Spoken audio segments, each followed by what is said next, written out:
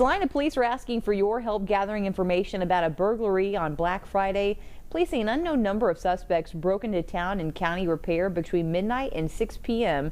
The suspects stole from multiple drawers, totaling about $1,000. Police say $100 rather. Police say the total loss includes damages that were about $1,100. If you have any information about the incident or people who were involved, you can call police or Crime Stoppers.